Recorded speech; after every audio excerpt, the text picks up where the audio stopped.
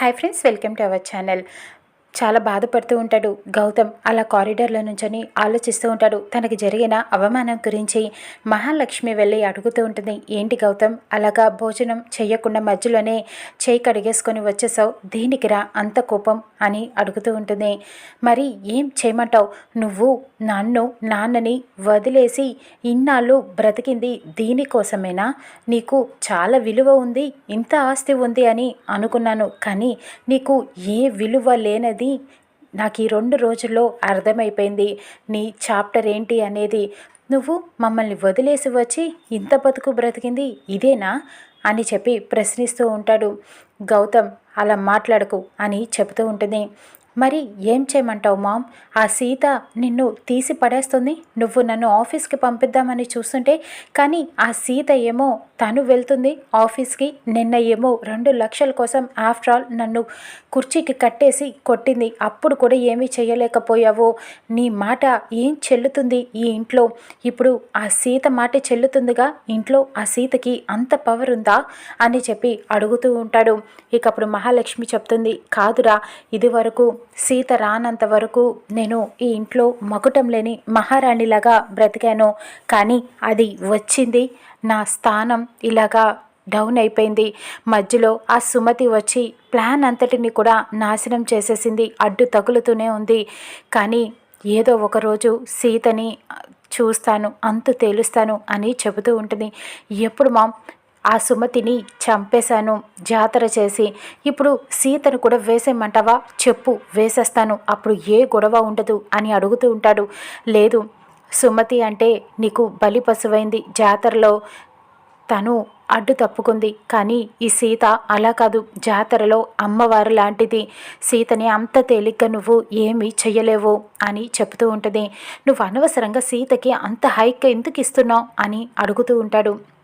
నేను దాని చేతుల్లో ఎదురు దెబ్బలు తిన్నాను కాబట్టి చెప్తున్నాను, నువ్వు తొందరపడకు అని చెప్తూ ఉంటుంది.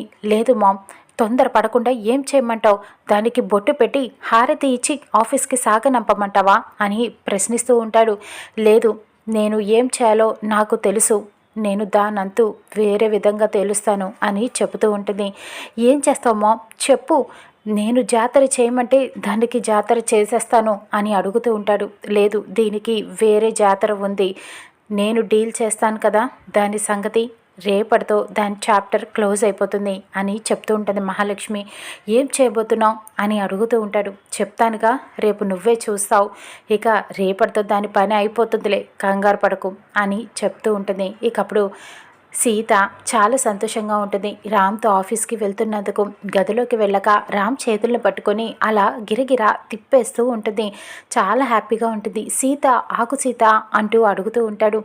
ఎందుకు ఇంత ఆనందంగా ఉన్నావు అని అడుగుతూ ఉంటాడు. అవును మామ, రేపటి నుంచి నీతో పాటు నేను కూడా ఆఫీస్కి వస్తున్నాను కదా, ఇక నుంచి పొద్దున్నుంచి రాత్రి దాకా నేను నీతోనే ఉండొచ్చు. ఇక మన ఇద్దరం ఎప్పటికీ అలా కలిసే ఉంటాము, ఇంట్లో ఆఫీస్లో కూడా అని చెప్తూ ఉంటుంది.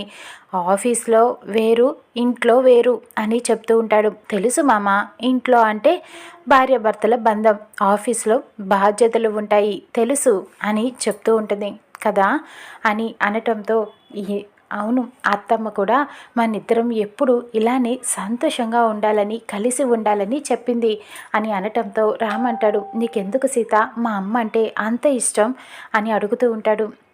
అదేంటి మామ, నీకు అమ్మ అయితే నాకు మేనత్త, గురువు, నాకు స్నేహితురాలు, అన్ని విషయాల్లో నాకు చాలా బాగుండేది అత్తమ్మతో అని చెప్తూ ఉంటుంది. అవును సీత, మా అమ్మని నాకంటే కూడా నువ్వే ఎక్కువ దగ్గరగా ఉన్నావు అని చెప్తూ బాధపడుతూ ఉంటాడు.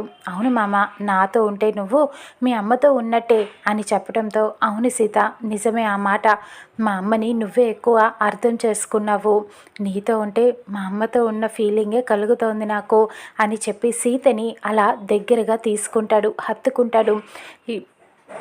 మనిద్దరం ఎప్పటికీ ఇలా కలిసే ఉంటాం కదా మామ అని అడుగుతూ ఉంటుంది. అవును, ఎప్పుడూ కలిసే ఉంటాం, మనిద్దరం ఎవ్వరూ మన మధ్యలో రాలేరు అని చెప్తూ ఉంటాడు రామ్. అవును మామ, నిజమే. మనిద్దరం ఎప్పటికీ కలిసే ఉంటాము. అత్తమ్మ కూడా మనతో అందుకే కదా పూజలు చేయించింది, ఎప్పుడు నాతో దీపం పెట్టించింది, మనిద్దరం కలిసే ఉండాలని చెప్పింది అని అనటంతో అవును సీత అంటూ ఇక ఇద్దరు అలా చాలా సంతోషంగా గడుపుతూ ఉంటారు. ఇక తర్వాత తెల్లవారిన తర్వాత హాల్లో అందరూ వెయిట్ చేస్తూ ఉంటారు. రామ్ సీత ఇద్దరు కూడా రెడీ అయ్యి ఆఫీస్కి వెళ్ళడానికి కిందకి వస్తారు. నాన్న, మేము ఆఫీస్కి వెళ్ళొస్తాం అని రామ్ చెప్తూ ఉంటాడు. ఇక అప్పుడు మహాలక్ష్మి కోపంగా చూస్తూ ఉంటుంది. చలపతి అయితే రామ్ సీత మీరిద్దరు చూడముచ్చటగా ఉన్నారు, ఇక ఆఫీస్కి వెళ్ళి మంచిగా ఉండండి అని చెబుతూ ఉంటాడు. మేము ఆఫీస్కి వెళ్ళొస్తాం మావయ్య అంటూ సీత కూడా చెప్తుంది. ఇక ఇద్దరు మీరే బాధ్యతలన్నీ చూసుకోవాలి, ఆఫీస్ విషయాలన్నీ కూడా అని చెప్తూ ఉంటాడు. సరే వెళ్ళొస్తాం అని వెళ్తూ ఉండగా మహాలక్ష్మికి కూడా చెప్తుంది. ఎల్లొస్తామత్తా అని అనటంతో ఊరికి నేనా ఎదురు రావా చెల్లి అని చలపతి అడుగుతూ ఉంటాడు. మహాలక్ష్మి అలాగే క్షేమంగా వెళ్ళి లాభంగా రండి అంటూ ఎదురు రావటానికి లెగిస్తూ ఉండగా సిఐ త్రిలోక్ ఇంట్లోకి వస్తాడు. తనని చూసి అందరూ షాక్ అయిపోతారు. మళ్ళీ ఇక రామ్ ప్రశ్నిస్తూ ఉంటాడు. ఏంటి, సీతను మళ్ళీ అరెస్ట్ చేయడానికి వచ్చారా? ఇంకా తన బెయిల్ గడువు ఉంది కదా అని అడుగుతూ ఉంటాడు. ఇది వేరే కేసు మీద వచ్చాను, ఆ కేసు కాదు అని త్రిలోక్ చెప్తూ ఉంటాడు. ఏమైంది అని అందరూ అడుగుతుండగా మహాలక్ష్మి గారికి యాక్సిడెంట్ అయ్యింది కదా, ఆ యాక్సిడెంట్ విషయంలో నేను వచ్చాను అని చెప్పి అక్కడ మెకానిక్ని పిలుస్తూ ఉంటాడు. ఎవడు వీడు అని రామ్ అందరూ కూడా ప్రశ్నిస్తూ ఉంటాడు. మహాలక్ష్మి గారికి అది యాక్సిడెంట్ కాదు, వీడే కారు బ్రేకులు తీసేశాడు అని చెప్పడంతో ఇక రామ్ ఇంట్లో అందరూ కూడా షాక్ అవుతారు. ఏంటి, బ్రేకులు తీసేశాడా? మా మహాని ఎందుకు చంపాలనుకున్నావు అని జన అడుగుతూ ఉంటాడు. మా పిన్నిని నువ్వు చంపాలని అనుకున్నావా, ఎందుకురా అని ప్రశ్నిస్తూ ఉంటాడు రామ్ కూడా. ఇక అప్పుడు గౌతమ్ కూడా నిన్ను వదిలిపెట్టను అంటూ రామ్ గౌతమ్ ఇద్దరూ కూడా ఆ మెకానిక్ని కొడుతూ ఉంటారు. మా పిన్నిని ఎందుకు చంపాలనుకున్నావు అంటూ రామ్ కొడుతూ ఉంటాడు. ఇక అప్పుడు త్రిలోక్ వాళ్ళని విడదీసేస్తూ ఉంటాడు, పక్కకి నెడుతూ ఉంటాడు. రామ్ ఆగు రామ్, నేను చెప్పేది పూర్తిగా విను. కారు బ్రేకులు తీసేసింది వీడైనా వీడికి ఆ పని చెప్పింది ఇంకొకళ్ళు ఉన్నారు అని అనటంతో మా పిండి ప్రాణాలు తీయాలనుకున్నది వేరే ఉన్నారా? ఎవరు వాళ్ళు చెప్పండి, వాళ్ళ అంతు తేలుస్తాను, వాళ్ళని విడిచిపెట్టను అంటూ రామ్ కోప్పడుతూ ఉంటాడు. ఇక గౌతమ్ కూడా మా పిన్ని ప్రాణాలు తీయాలనుకున్న వాడిని వదిలిపెట్టను అని చెప్తూ ఉంటాడు. మా మహా అంటే ఎవరికి అంత కక్ష అని చెప్పి అర్చన అడుగుతూ ఉంటుంది. ఎవరో కాదు, మీ ఇంట్లో వాళ్ళే, మీ కోడలే అని జన చెప్తూ ఉంటాడు. ఇక రామ్కి నీ వైఫ్ సీతే రామ్ కారు బ్రేకులు తీసేయమని డబ్బు ఇచ్చింది అని అనటంతో అందరూ షాక్ అయిపోతారు. నేనా, నాకు తెలీదు, నాకు అసలు వీడెవడో కూడా తెలీదు, నేనెందుకు చేస్తాను ఆ పని అని అడుగుతూ ఉంటుంది సీత. ఇక రామ్ కూడా షాకింగ్గా చూస్తూ ఉండిపోతాడు. ఇక ప్రూఫ్ కూడా ఉంది అంటూ త్రిలోక్ ఒక వీడియోని చూపిస్తాడు. ఆ వీడియోలో మెకానిక్కి సీత డబ్బు ఇస్తూ ఉంటుంది. అది చూసి అందరూ షాక్ అవుతారు. మరి ఏం తెలియకుండానే వీడికి నువ్వు డబ్బు ఇచ్చావా, ఎందుకు ఇచ్చావు అని చెప్పి అడుగుతూ ఉంటాడు త్రిలోక్. ఇప్పుడు గుర్తుకు వచ్చింది, ఒకరోజు కష్టాల్లో ఉన్నానని చెప్పాడు, అందుకనే డబ్బు ఇచ్చాను అని అనటంతో త్రిలోక్ అంటాడు.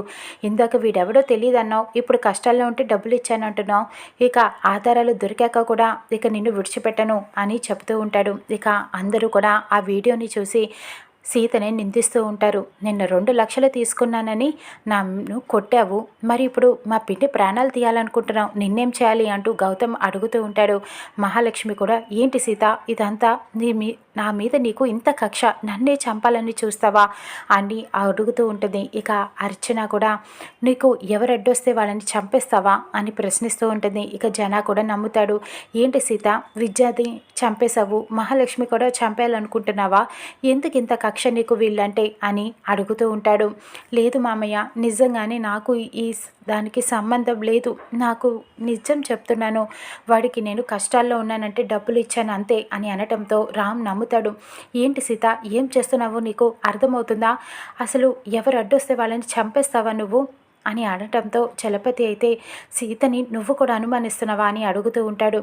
అవును, నా నమ్మకాన్ని వమ్ము చేసావు సీత, నువ్వు, నిన్ను నమ్ముతున్నాను, నువ్వు మా పిన్నిని చంపేయాలనుకున్నావా అని అడుగుతూ ఉంటాడు. లేదు మామ, నన్ను నువ్వు నమ్మవా, నిజంగానే దీనికి నాకు ఎటువంటి సంబంధం లేదు అని అనటంతో అయితే రామ్ నేను అరెస్ట్ చేయొచ్చు కదా అని త్రిలోక్ అడుగుతూ ఉంటాడు.